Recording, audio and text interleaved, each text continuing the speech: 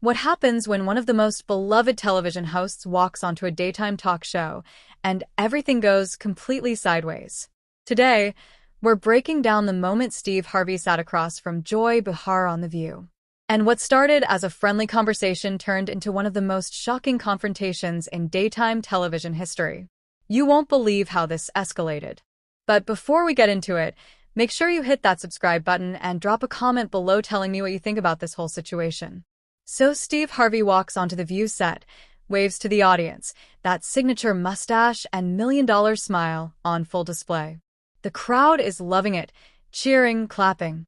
He takes a seat at the table with all 5 hosts. Whoopi gives him a warm welcome.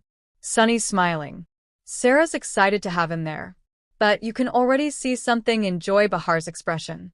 Not hostility exactly, but something skeptical, something waiting. They start off easy. Whoopi asks Steve about his latest projects, his radio show, Family Feud. He's doing what he does best, cracking jokes, making the audience laugh. He talks about some of the funny answers contestants have given recently. Everyone's having a good time. The energy is light. Then Joy leans forward. She says, "Steve, I've been wanting to ask you something. You've built this empire on giving relationship advice. You've written books telling women how to think, how to act, how to get a man, but I'm curious. What makes you the authority on what women should do?" The audience gets quiet. Steve's smile stays on, but you can see his eyes change. He says, "Well, Joy, I never claim to be the ultimate authority. I just share what I've learned from my own experiences and what I've seen work." Joy doesn't let it go. She says, "But you do claim authority. You literally wrote a book called Act Like a Lady, Think Like a Man. You're telling women to think like men. Don't you see how condescending that is?" Steve shifts in his seat. He says, "It's not condescending. It's practical. I'm giving women insight into how men think so they can navigate relationships better. It's like a translator, you know." Joy shakes her head. She says, "No, Steve, it's not like a translator. A translator helps you understand a foreign language. What you're doing is telling women they need to change their thinking to accommodate men. Why don't you write a book telling men to think like women?" The other hosts are exchanging glances. Whoopi tries to jump in, but Steve holds up his hand. He says, "Joy, with all due respect, you're twisting what I'm saying. I'm not telling women to change who they are. I'm telling them how to avoid getting hurt by understanding male psychology." Joy leans back and crosses her arms. She says, "And that's exactly the problem. You're putting all the responsibility on women to decode men to adjust their behavior to protect themselves from getting hurt. What about men taking responsibility for their actions? What about men learning to communicate better?" Steve's getting heated now. He says, "I talk about that too, Joy, but the reality is men and women communicate differently. We think differently. I'm just trying to bridge that gap." Joy fires back. She says, "Or maybe you're just perpetuating outdated gender stereotypes and making millions doing it.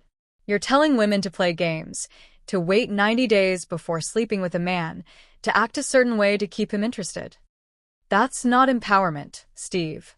That's manipulation disguised as advice." The audience is split. Some people are clapping for Joy. Others are murmuring in disagreement. Steve's jaw is tight. He says, "You know what, Joy? I've helped a lot of people.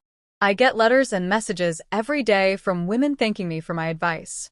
But you sit here in your ivory tower judging something you clearly don't understand." Joy's eyes flash. She says, "Ivory tower? I've been working in this industry for decades, Steve.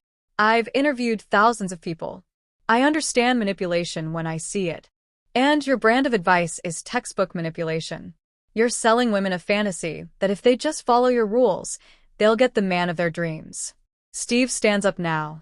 He says, "This is unbelievable. I came here thinking we'd have a respectful conversation, but you've ambushed me with this hostile interrogation. You're not interested in a real discussion. You're interested in tearing me down." Joy stands up too. She says, "I'm interested in calling out harmful advice when I see it. You've made a fortune telling women they're not good enough as they are, that they need to strategize and scheme to get a man. That's not help, Steve. That's exploitation. The other hosts are trying to de-escalate. Sunny says, let's all take a breath here. Whoopi says, we can disagree without getting personal. But Steve and Joy are locked in now, neither backing down. Steve says, you want to talk about exploitation? Let's talk about how you've built your career on being controversial and attacking people. You hide behind the guise of being honest and straightforward. But really, you're just mean-spirited. Joy doesn't flinch, she says. I'm mean-spirited because I'm challenging your questionable advice. That's rich coming from someone who laughs at people on Family Feud when they give wrong answers. Steve's face is flushed. He says, that is completely different and you know it. Those people sign up knowing it's a game show, but what you're doing right now is a character assassination on live television. Joy says, I'm not attacking your character, Steve. I'm attacking your advice. There's a difference. But if you can't handle someone questioning your philosophy without falling apart, maybe you should rethink your position as a relationship expert. The tension is suffocating. The audience doesn't know whether to gasp or applaud. Steve points at Joy and says, you know what your problem is? You can't stand that someone has a different perspective than yours. You think your way is the only way. And anyone who disagrees must be wrong or harmful or exploitative. That's not progressive, Joy. That's tyrannical. Joy laughs, but it's not a friendly laugh. She says, tyrannical? I'm tyrannical because I'm pointing out that your advice puts the burden on women to fix relationships. Steve, you tell women to wait, to be patient, to not demand too much too soon. Meanwhile, what are you telling men? You're telling them nothing. You're giving them a free pass to do whatever they want while women jump through hoops. Steve says, that is not true. I tell men all the time to step up, to be providers, to be protectors, but you're so focused on being offended that you're not even listening to what I actually say. You're arguing against some caricature you've created in your head. Joy says, I've read your books, Steve. I've watched your shows. I know exactly what you say, and the common thread is always the same. Women need to change. Women need to adjust. Women need to understand men better. It's exhausting, and it's regressive. Whoopi finally manages to interject. She says, okay, I think we need to pump the brakes here. This is getting way too heated. We're supposed to be having a conversation, not a battle. But Steve's not ready to stop. He says, no, Whoopi. Let her finish. I want to hear what else Joy thinks she knows about me. Please enlighten us all with your wisdom. Joy says, you really want to go there? Fine. Let's talk about your track record. You've been married 3 times. 3 times, Steve. And now you're the one giving marriage advice. Do you not see the irony in that? The audience gasps. Sarah Haynes looks horrified. Sunny host covers her mouth. This has crossed a line, and everyone knows it. Steve's face goes from flushed to pale. He says very quietly, my personal life has nothing to do with the validity of my advice. People learn from their mistakes. That's how you grow. Joy doesn't back down, she says. But you don't present yourself as someone who learned from mistakes. You present yourself as an expert, as someone who has it all figured out. You charge people money for advice based on this expert status, but your own life contradicts the very principles you preach. Steve says, my marriage is ended for private reasons that have nothing to do with you or anyone else. But I'll tell you this, I learned something from every relationship I've been in. Those experiences inform my advice. They make it more valuable, not less, Joy says. Or they make you unqualified. You can't even make your own relationships work long-term, but you're telling other people how to make theirs work. That's like taking swimming lessons from someone who keeps drowning. Steve slams his hand on the table. He says, that is out of line. You don't know anything about my marriages. What happened, why they ended. You're making judgments based on gossip and headlines. This is exactly what's wrong with people like you. You think you're holding people accountable, but you're just being cruel. Joy says, I'm being honest. There's a difference. And if you can't handle honesty, maybe television isn't the right place for you. Steve says, honest? You call this honest? This is a hit job. You invited me here under false pretenses, just so you could tear me apart on national television. This isn't journalism, Joy. This is a vendetta. Joy says, "A vendetta? I don't even think about you enough to have a vendetta. What I have is a problem with bad advice being spread to millions of women who deserve better. They deserve to be told they're enough as they are. They deserve to be told that if a man doesn't appreciate them, that's his loss, not their failure." Steve says, "And you think I don't tell women that? You think my entire message is about changing for men? You're reducing everything I do to fit your narrative.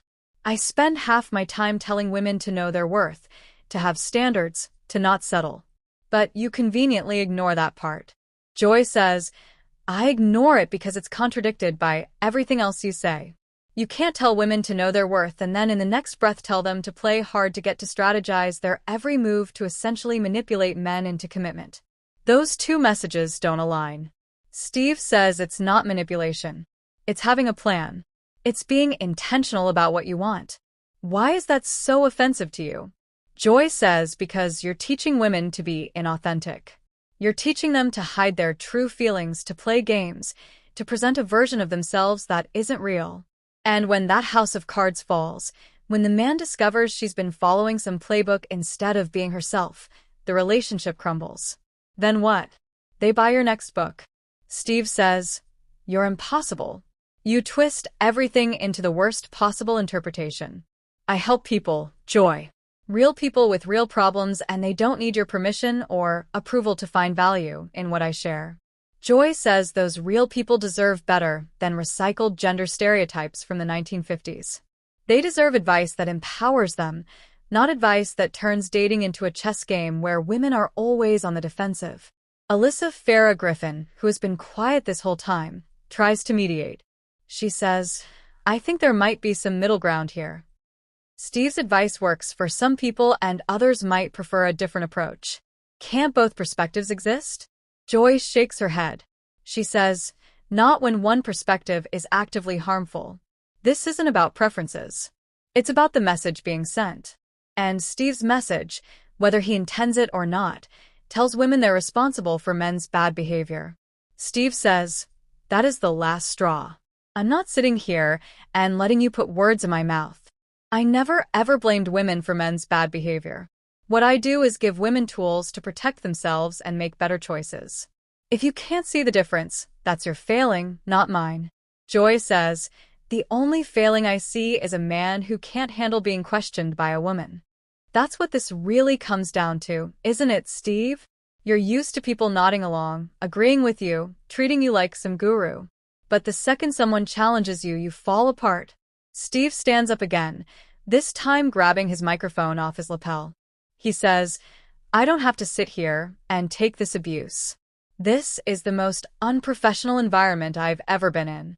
Joy remains seated, completely unbothered. She says, "Unprofessional? You're the one who can't answer a simple question without having a meltdown. All I did was ask you to defend your advice, and you've spent the last 10 minutes attacking me personally instead of addressing the actual issues." Steve says, "Because there is no reasoning with you. You came into this with your mind made up. Nothing I say will change your opinion because you don't want to understand. You want to condemn." Joy finally stands up, too. She says, "I understand perfectly. I understand that you've built an empire on telling women they need to bend and compromise and strategize to keep a man happy. I understand that you profit from female insecurity. And I understand that when someone calls you out on it, you can't handle it." Steve takes a step toward the edge of the stage. He says, "You know what, Joy? The real reason you're so angry is because women actually listen to me. They value my opinion, and that drives you crazy because you've spent your whole career trying to be the voice for women, but they're not buying what you're selling anymore." The audience erupts. Half are gasping, half are cheering. It's absolute chaos. Whoopi stands up and says, "Okay, that's enough. We need to take a commercial break right now, but Joy isn't done." She says, "Women listen to you because society has conditioned them to seek male approval, even in their own liberation. You're not a revolutionary, Steve. You're a symptom of the problem. You're the patriarchy in a three-piece suit with a funny mustache." Steve turns back around. He says, "The patriarchy? Are you serious right now? I came from nothing, Joy. I was homeless living in my car. I built everything I have from the ground up. And now I use my platform to help people improve their lives. But to you, that makes me the enemy, because I don't fit into your narrow worldview. Joy says, your rags to riches story doesn't excuse problematic advice. Plenty of people overcome adversity without turning around and selling snake oil to vulnerable people. You want credit for being successful, fine. But success doesn't equal correctness. Steve says, and who made you the arbiter of what's correct? What gives you the right to sit in judgment of everyone? You act like you're on some moral high ground, but you're just another talk show host with opinions. The only difference is you're mean about it. Joy says, I'm not mean. I'm direct. And if being direct makes people uncomfortable, then maybe they need to be uncomfortable. Maybe that discomfort will make them think critically instead of blindly following advice from someone with a hit game show. Steve says, you are unbelievable. Absolutely unbelievable. I've been in this industry for decades, and I have never been treated with such disrespect. You owe me an apology. Joy laughs out loud. She says, an apology for what? For asking you tough questions. For not kissing your ring. Steve, you're on a talk show. This is what we do. We talk, we debate, we challenge each other. If you expected everyone to just smile and agree with you, you should have stayed on Family Feud where you control the conversation. Sarah Haynes tries to jump in. She says, maybe we can all just take a breath and remember we're colleagues here. We're all in the same business. We all respect each other. Steve cuts her off. He says, no, Sarah. I don't respect this. I don't respect being ambushed. I don't respect being personally attacked.